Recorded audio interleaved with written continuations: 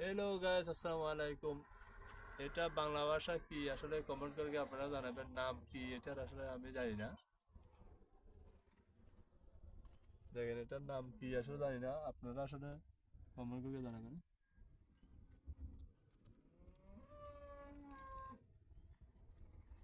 অবশ্যই কমেন্ট করে আপনারা জানাবেন এটার নাম কি আসলে বাংলা ভাষা আমি জানি না।